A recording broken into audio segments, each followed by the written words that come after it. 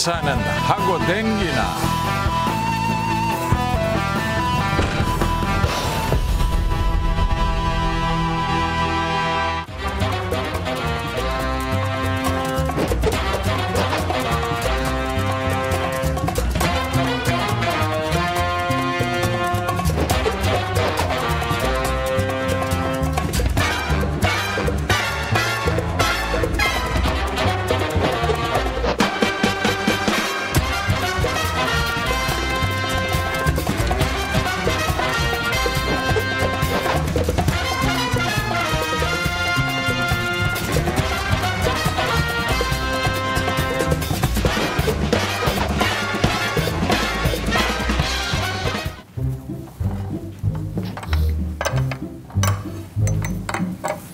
다 들어갔다 왔나? 그거 먹고.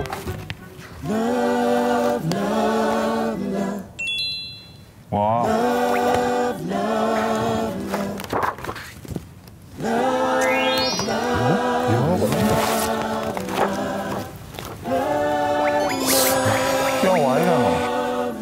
야, 와 이라노? 참이야. 정신 차려, 임마. 니하고 내가 그래. 안 돼. 니 왜? 그건 아닌 것 같아요. 이게 세상에 남자들이 얼마나 많은데. 애가 셋이다. 사장님 아니죠? 왜 하필 사장님이?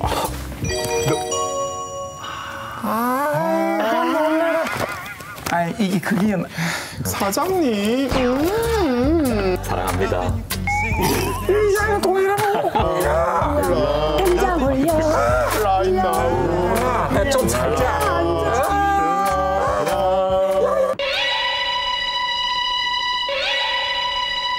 울고 싶은데 정부가 빰 때린 거예요, 지금.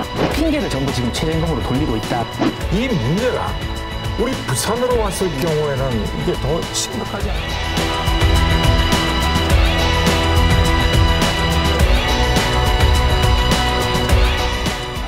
예, 그래서 오늘 좀 말씀. 좋아.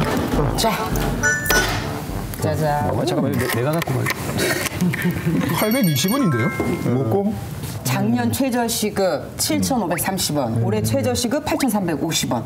딱 요 820원. 요거 올랐다고 그냥 우리나라가 난리 난 거 아니에요. 요거 올랐다고? 요거 올랐다고.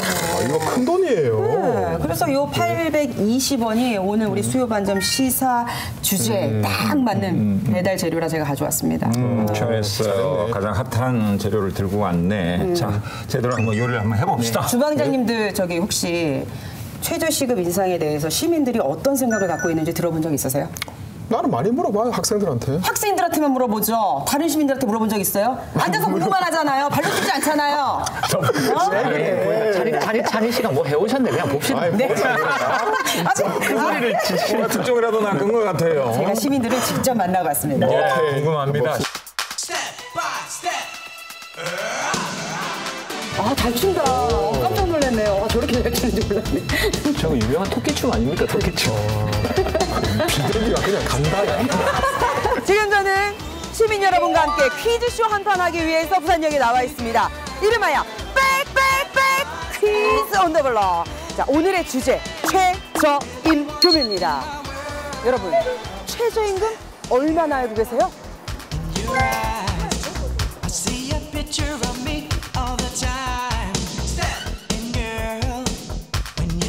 퀴즈 온 더 블럭. 헐! 자, 최저시급은 얼마나?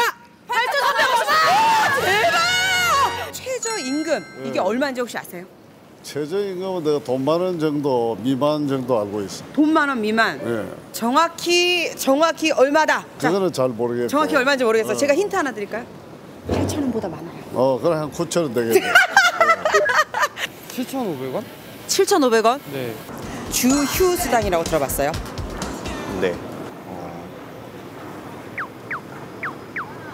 편하게. 모르면 모른다고 해도 돼. 들어는 봤어. 모르겠습니다. 들어는 봤어. 주말에 주말에 더 주는 더 주는 거. 주말에 일하면 더 주는 거. 추가 수당. 일주일 단위로 뭐 확실히 모르겠어요. 확실히 모르겠네. 패키지 온 더 블럭.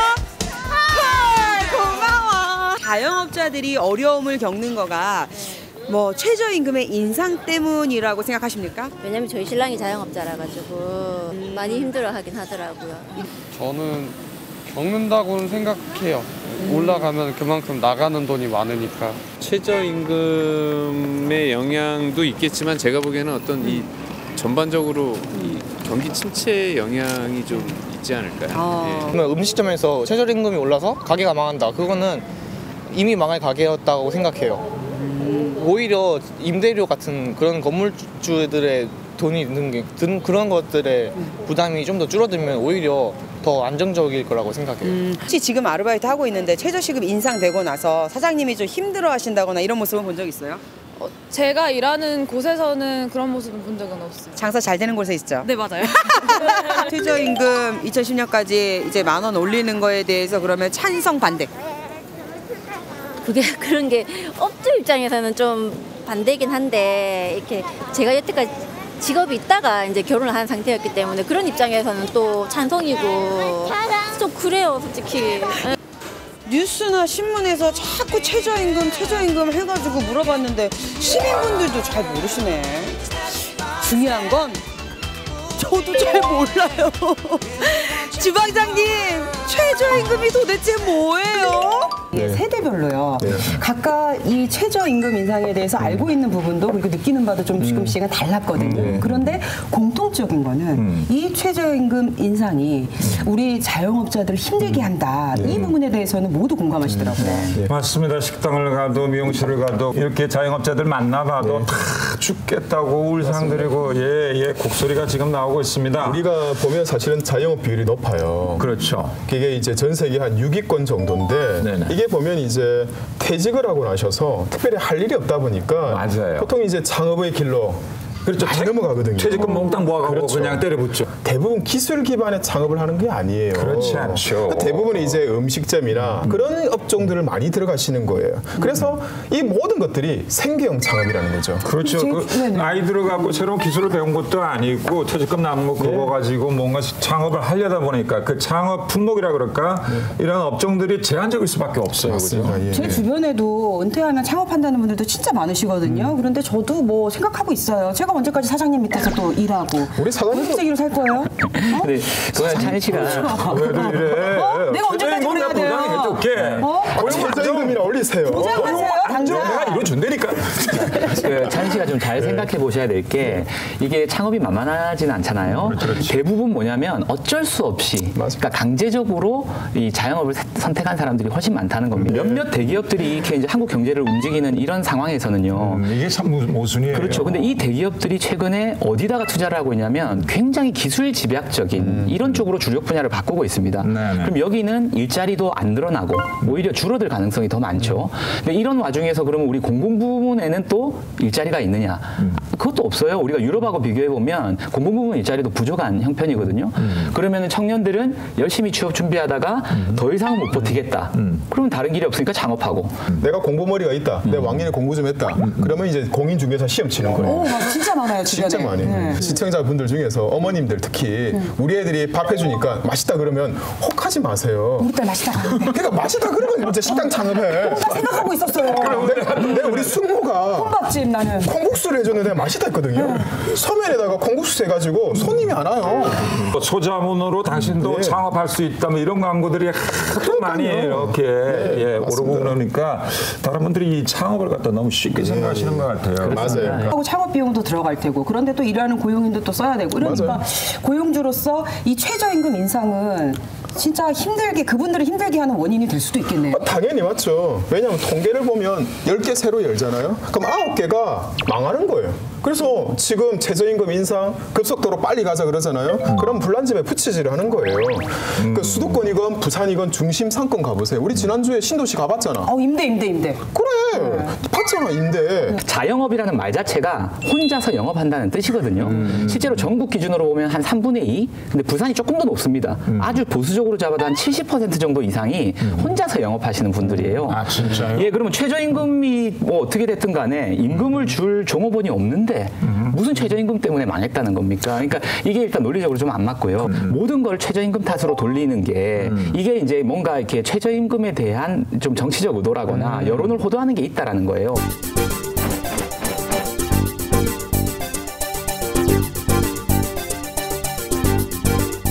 상주방장은 최저임금이 위기의 자영업자들을 벼랑에서 확 밀어버린 그런 결과를 갖다가 초래한 것이고 장주방 얘기자는 우리 그 자영업자들의 위기라는 것이 구조적인 모순 그리고 국가에서 이 경제 구조를 잘못 설계한 탓이 크다. 이 문제가 우리 부산으로 왔을 경우에는 이게 더 심각하지 않아요? 우리 제조업 기반이나 이런 것들이 부산이 굉장히 취약하잖아요. 자영 규모가 우리가 수도권 다음으로 가장 높은 도시 중에 하나예요.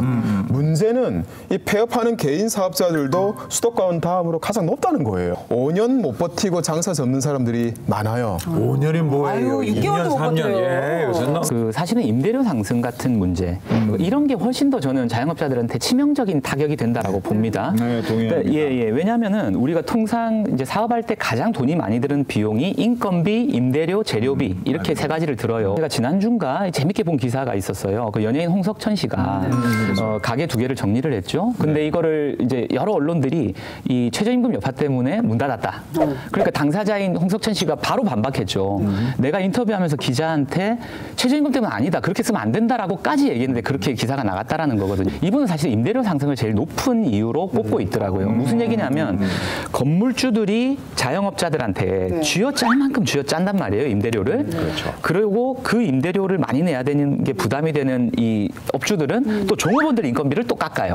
그럼 이런 방식으로 계속 연쇄적으로 돌아가면 제일 피해를 보는 건 누구냐면 사실 제일 힘이 없는 그냥 뭐 알바생들, 그렇죠. 직원들. 그렇죠. 일을 안 하면 몰라도 하면 다 그냥 뜯기는 거거든요.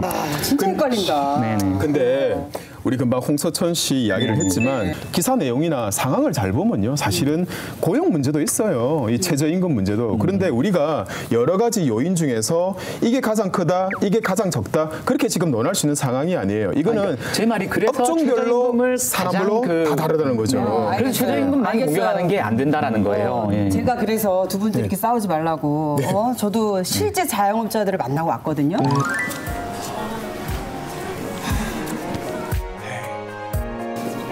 규모가 좀 크네요.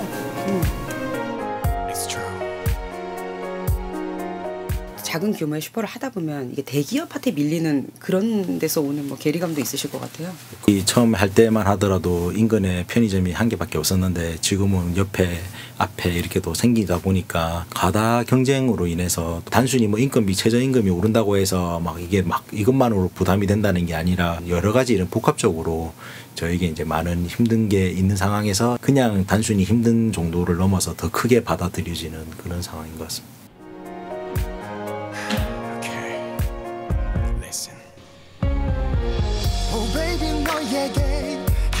진짜 사업이 못하는 경우는 뭐 여러 가지 상황이 있겠죠. 뭐 상권이 변해서 장사가 안 된다든지 아니면 뭐 유행을 타서 안 된다든지 그런 게 있는데 뭐 최저임금이 꼭 그 사업을 유지하는 데에서 조금은 미치겠지만 크게 차지한다고 생각 안 합니다.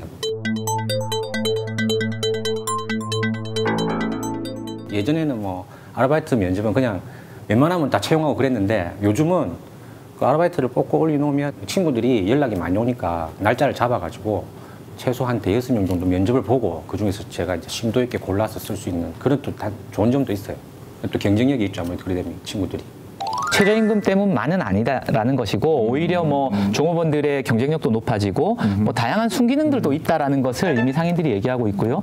최저임금 인상이 사실 가게 안으로 보면 인건비가 좀 상승하니까 부담이 되는 건 있겠죠. 그렇지만 가게 바깥으로 보면 그만큼 손님들이 또 늘어날 수도 있잖아요. 소비 능력들이 좀 생기니까 전반적으로 사회가. 그래서 그런 순기능까지 좀 같이 보는 눈이 좀 필요한 것 같아요. 아니 장소 방향이 무슨 말씀이세요? 안 그래도 임대료 물가 상승 때문에 힘들어 죽겠는데 최저임금이 그냥 우리 자영업자 목을 쪼았어요. 임금 상승이 되면 당연히 고용이 감소되고요. 그게 소비 축소로 연결돼가지고 투자 감소로 연결돼요.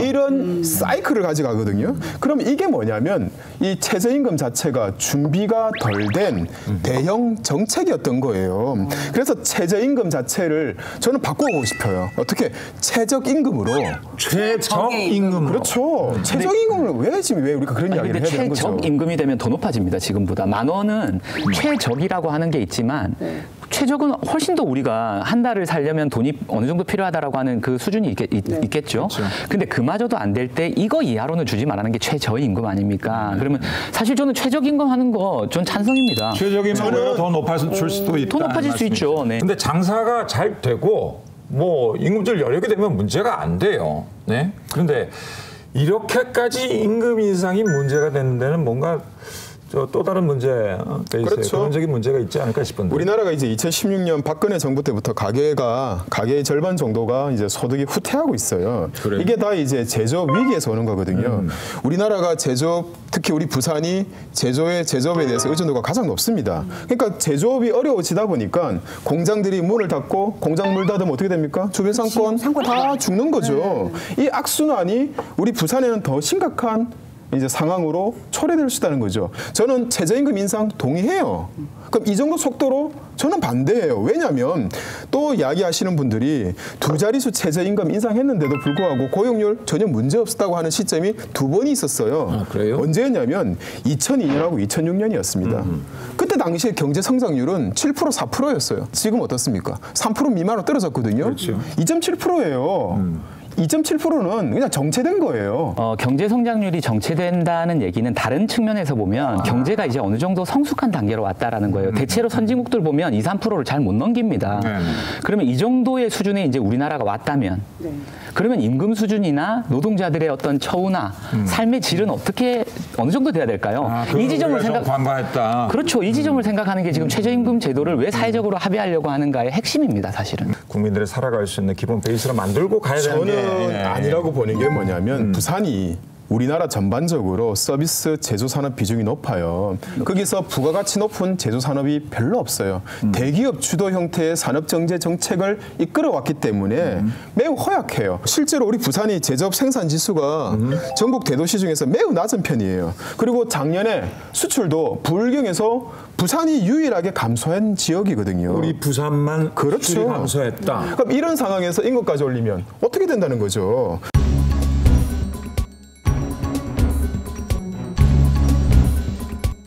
최저임금에 있어서만큼은 서비스 업종보다는 중소기업 현장의 제조업 현장의 임금이 그래도 한 60에서 70만 원 정도는 많았었습니다.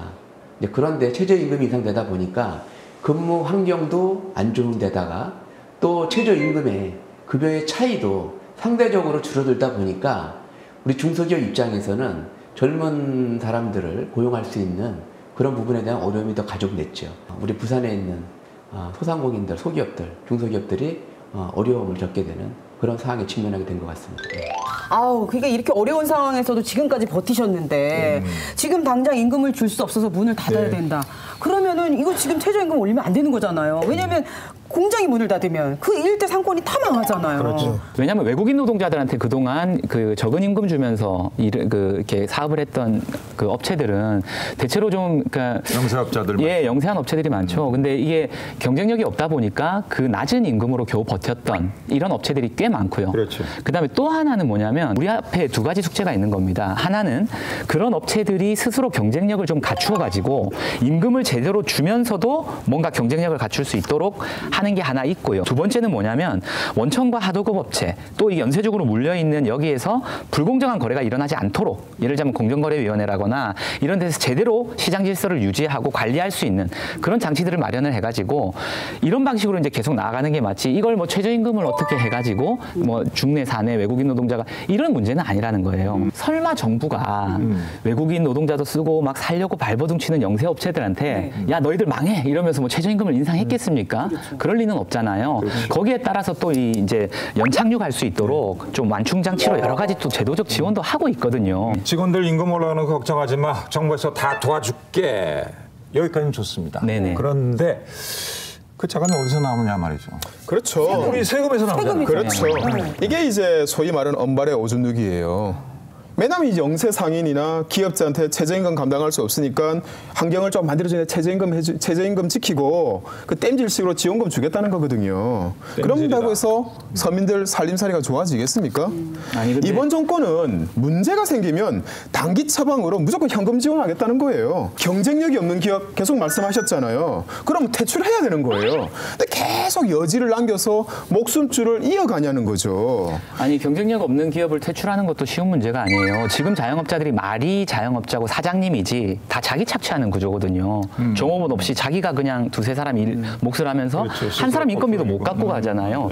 아까 언발에 오줌 누기라고 하셨는데 오줌이라도 놓아야 되는 상황인 거예요. 그만큼 절박한. 괜찮지 않을까요? 그렇죠. 네. 얼지 않도록. 세금을 쓴다라고 사장님께서 말씀을 하셨잖아요. 그렇잖아요. 예, 세금을 쓰는 건데 그 세금이 대기업이나 혹은 어떤 곳으로 들어가서 안 나와 버리면, 그러니까 현금 유보시키거나 건물 사버리거나 이렇게 묶여버리면 이게 내수 경기에도 안 좋죠.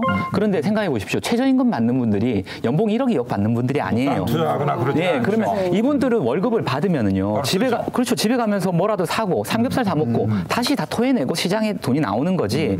우리 세금이라고 해서 그게 어디 한두 사람의 뭘로 묶이는 게 아니거든요. 이걸 좀 잘 생각해 보셔야 됩니다. 근데 이게 얼마나 실효성이 있다고 생각하십니까? 정부가 땜질식 처방으로 현금 지원하는 게 얼마나 오래 가겠습니까? 아니, 그러니까 이거 좀 단기 처방이에요. 그 자극적인 단어를 쓰지 특히 마시고. 네. 우리가 부산이 영세기업 많죠. 자영업 많죠. 서비스업 높죠.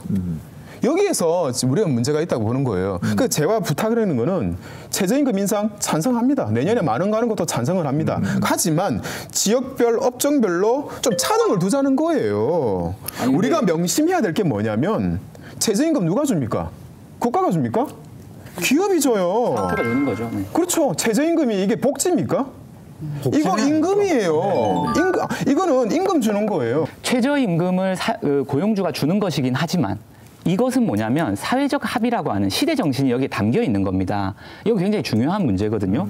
그러니까 우리가 아까 차등 말씀을 하셨는데 좋습니다. 뭐 얼마 이렇게 있으면 뭐 그 인센티브를 준다거나 뭐 차등할 수 있어요. 지역의 사정에 따라서. 근데 최저임금을 말 그대로 최저임금이거든요. 이걸 더 이상 어떻게 차등을 하겠어요? 2016년도에 하위 10% 한 160만 가구가 한 달에 94만 5천 원으로 삽니다. 그러면은 아까 이제 100만 가구 뭐 이렇게 2016년 통계가 그렇죠. 재작년인데요. 대학생들도 뭐 요즘 한 5, 60만 원씩 안 받습니까? 용돈 한 달에? 자, 그러면 이런 상황에서 이분들이 게을러서 이렇게 받을까요? 아니면 열심히 일을 해도 한 달에 94만 5천 원 받아서 두 사람, 세 사람이 살고 있는데 미래가 있습니까? 이렇게 계속 가면요. 일을 하는데도 가난한 것도 문제지만 일자리가 없어서 가난한 거는요. 더 큰 문제예요. 빈곤선 아래에 있는 머무는 사람들이 많다고 해서 최저임금 정책을 올리는 거는요. 저는 반대예요. 극단적으로 최저임금 인상하면요. 빈곤선 아래에 있는 근로자는 아예 직장을 잃어버리게 됩니다. 왜 그런 생각을 안 하시는 거예요? 근데 그것은 이제 이런 겁니다. 우리가 만약에 다리를 하나 놓는다 칩시다. 그러면 어떤 쪽에서 보면 이건 경기 부양 대책입니다. 그죠? 똑같이 세금을 쓰는 거예요. 그렇죠. 세금을 쓰는 건데 다리 하나 놓을 때 어떤 쪽에서는 경기 부양이다. 근데 어떤 쪽에서는 이거 필요 없는데 세금 낭비다 이렇게 봐요. 자, 이거는 사실은 자기의 정치적 지향이나 평소에 어떤 입장에 따라서 굉장히 다르게 볼 수 있는 건데 이 최저임금 정책만으로 저도 우리 경제가 확 살아나고 이렇다고 보지는 않습니다. 이런 모든 사정들까지 포함해서 이 정책을 지금 우리가 만드는 거지 그것만을 위해서 하는 건 아니죠, 당연히. 네. 뭐 알바생이라거나. 그리고 최저임금 인상을 해서 아까 말씀하셨는데 그런 감성적으로 이렇게 먹고 살기 힘든데 좀 더 도와주냐. 그럼 정책 펴시시면 안 돼요. 아니요, 먹고 사는 거는 감성적인 문제가 아닙니다. 이건 굉장히 제가 말씀드리지만 현실적인 문제예요. 최저임금은 복지 아니에요.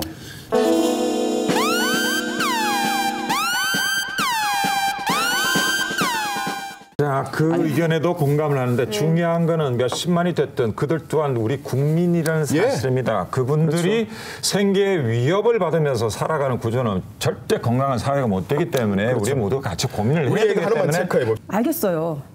그럼 이거에 대한 제일 피해를 보는 건 우리 노동자들 아닌가요? 그러니까 제 말이 그거예요. 보십시오. 지금 안 힘든 사람이 없죠. 그렇죠. 기업도 힘듭니다. 뭐 상인들도 힘들어요. 그다음에 임금 노동자들도 힘들어요. 그런데 우리가 다 같이 이 힘든 상황에서 고통을 똘똘똘똘 말아가지고 한쪽에만 탁 전가시킨다? 이거 누가 봐도 아니잖아요. 특정한 범위 안에 있는 사람들 뭐 요만큼이 아니라 사실은 가장 밑바닥까지 모든 사람들이 골고루 안전판이 모든 사람들에게 골고루 안전판이 될 수 있는 그런 제도라는 거예요. 최소한의 안전장치다. 그래서 이렇게 사회적 이슈가 되는 것이고 많은 사람들의 관심이 있는 것이고 이것이 어느 정도 수준이냐에 따라서 우리 사회가 노동의 가치나 또 우리 사회가 어느 정도 수준까지 와 있느냐를 측정할 수 있는 하나의 기준도 되기 때문에 바로미터가 되는 거죠. 네. 제일 중요한 거는 이 최저임금이 적용되는 이 근로자들이 근로자들의 입장에 하나도 우리가 짚어보지 못하고 살펴보지 못한 아쉬움이 있어요. 맞아요. 네? 이 근로자들이 이 최저임금이 인상되면 다들 좋아하실 줄 알았어요. 그런데 그걸 진짜 못 느끼시는 분들도 많더라고요.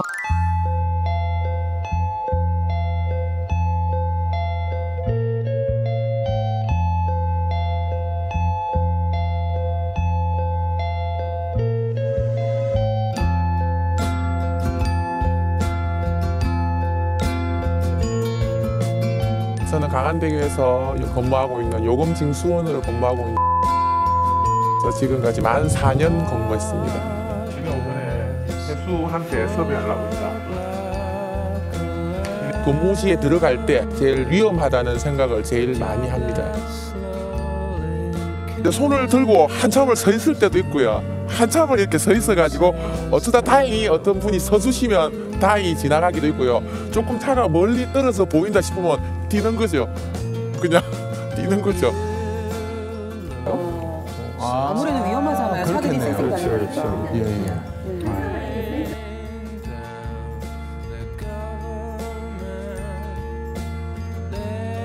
기본급이 최저시급 곱하기 209시간으로 알고 있습니다.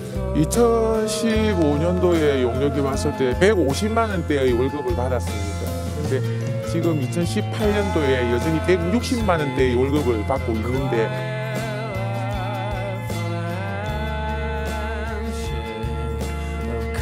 매년 새해가 최저임금이 오르는 해가 될 때마다 수당이 한 개씩 없어져서 지금에 이르는 거죠.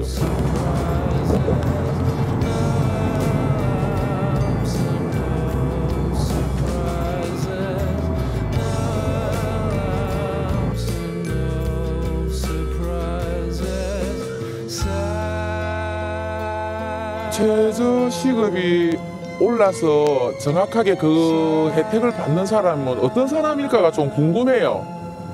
최저임금만 주라고 만들어 놓은 법은 아닐 것 같은데 최저임금만 줘도 된다고 생각하는 사업주들에 대한 생각이 좀 궁금합니다.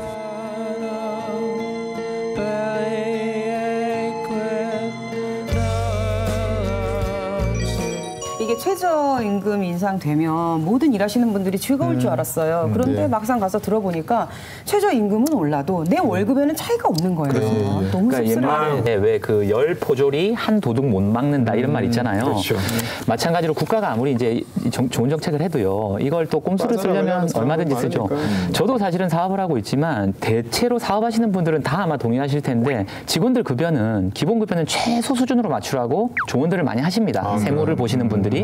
그럼 나머지는 뭘로 하느냐? 부족한 부분을 수당이나 막 이런 것들로 다 채우거든요. 조건이. 사용자 위주의 네. 왜냐하면 인건비에 대한 세금이나 이런 것들이 기본 급여를 다 기준으로 돼 있기 때문에 이걸 최대한으로 낮춰놓고 수당 뭐 이런 걸로 잔뜩 해놨는데 만약 기본 급여가 올라간다? 그럼 이건 몇 개 없애면 그냥 끝나는 거예요. 그러면 노동자들 입장에서는 똑같은 거죠. 노동이라는 거를요. 어쨌든 아무리 산업 구조가 변하고 하더라도 사람이 있어야 될 거 아닙니까? 그렇죠. 근데 뭐 중국이나 베트남이 인건비 싸다고 해서 공장 다 글로 옮기고 막 이런 방식으로 하지만 사실은 노동의 가치를 제대로 인식하지 못하는 사회는 아무리 돈이 많고 어쩌고 저쩌고 성장을 해도 저는 우리 사회가 그런 방식으로 성장하는 것은 바라지 않아요. 그것은 굉장히 천박한 방식으로 이렇게 성장을 하는 것이고 같이 일하는 사람들과 이 노동의 가치를 제대로 인식해주는 예, 이런 사회로 나가는 게 맞는 방향인 겁니다. 기본적으로는. 네. 그래서 저는 차라리 최저임금 가지고 이렇게 떠들지 말고 산업 구조가 굉장히 바뀌고 있고 아까 주방장님 말씀하셨던 것처럼 부산도 최저임금에 이렇게 흔들릴 정도의 허약한 산업 구조라면 차제에 좀 확실하게 이렇게 혁신할 수 있는 어떤 계기로 삼는 것이 오히려 중요한 거 아닌가. 저도 그 말씀에 매우 공감을 하고. 아니 공감을 해요. 아니 공감하신 거 처음이라. 그런데 이제 근데 저는 우리가 고부가치 산업으로 넘어가는 그런 시점에서 신발, 섬유 그리고 조선 기자재, 기계 산업 이런 해양 플랜트 산업 넘어오다가 사실은 4차 산업을 대비할 수 있는 그런 산업으로 못 넘어갔어요. 준비를 못했고 장기를 우리가 갖지를 못했죠. 그렇죠. 사실은. 네. 그러다 보니까 이제 4차 산업 이제 기반의 혁신 기업으로 성장할 수 있는 플랫폼 자체가 부산이 만들어지지 않은 거예요. 그런 교육이 되지 않은 거예요. 그러니까 그런 원동력을 이제 외부에서 임금 인상, 이제 외부 경쟁력 이런 게 많이 들어오다 보니까 이제 기업들이 많이 느끼고 있어요. 그 느낄 수 있는 시간을 조금 더 주자는 거예요. 아니 그걸 주지 않으면 우리 부산이 아까 말씀드린 러스터화돼서 이제 주거 공간이 가장 좋은 우리 부산이 사람들이 다 빠져나가는 도시가 되는 겁니다. 주방장님, 4차 산업혁명으로 가기 위해서라도 산업 구조를 바꾸기 위해서라도 최저임금 인상이 꼭 필요해요. 무슨 말이냐면 지금 우리나라 이 창의적이고 정말 똘똘한 이 젊은이들이요. 다 공무원 되려고 하고 있습니다. 왜 그럴까요? 안정적이니까. 불안하니까 그래요. 공무원 말고는 안정적이. 다른 일 그렇죠. 그러면 다른 일자리들이나 내가 알바를 하든 뭘 하든 내 팔다리를 움직여서 뭔가 노동을 했을 때 그나마 조금의 안전판이 생긴다라고 하면 과감하게 도전하고 혁신하는 그런 젊은이들도 생기겠죠. 지금까지 두 주방장의 얘기를 들어보면 최저임금을 인상하는 문제 자체에 대해서는 공통된 생각, 의견을 갖고 있습니다. 근데 문제는 이걸 갖다가 어떻게 적용할 것인가, 시기 이런 거에 대해서는 조금 이견 차이가 있는데, 자, 그러면 앞으로 정부가 나아가야 될 방향을 갖다가 어떻게 설정하는 것도 굉장히 중요한 문제일 것 같아요. 이 문제를 갖다가 어떻게 함께 고민해야 될지. 오히려 지금 구조가 바뀌고 있기 때문에 실직한 사람들을 뭐 스웨덴처럼 예를 들자면 월급의 한 절반 이상 좀 보존해주면서 2년 정도 정부가 교육을 시켜서 다른 일자리를 찾을 수 있도록 알선해준다든지 여러 가지 그런 완충 장치를 지금 고민해야 될 때지 최저임금 왜 올리냐 이거는 사실은 저는 진즉에 정말 이 문제를 가지고 너무 오랫동안 우리 얘기하고 있는 것 같거든요. 기존 노동력 중심의 산업구조 개편을 기술 기반 중심의 산업 형태로 바꾸는 거 시간이 필요합니다. 체질 전환의 시기를 여유를 좀 그리고 줘라. 혁신할 수 있는 시간 달라는 거예요. 시간을 좀 달라. 혁신 못하면 집에 가는 거예요. 저도 동의고 짧게 한마디 붙이면 저도 동의합니다. 그리고 저는 오히려 그런 과감한 리더가 되기 위해서라도 우리 사회의 어떤 인식들이 좀 많이 바뀔 필요가 있다라고 봅니다. 저는 그래서 선후관계를 좀 다르게 생각합니다. 이 정도로 말씀드립니다. 과감하게 덤벼들자. 그렇죠. 제가 멋있게 삽시다. 네, 아주 쉽게 얘기할게요. 제가 계속 들으니까 우리 처음에 주 5일 시작됐을 때 어땠어요? 저는 행복했는데? 해공제 난리 났잖아요. 나라 망할 좋으셨어요? 것처럼 얘기했죠. 나라 망할 것 같이 얘기했잖아요. 진짜 무슨 일을 토요일에 일 안 하면 난리 날 것처럼 얘기했는데 지금은 많이 정착이 됐어요. 지금 상식이죠. 네.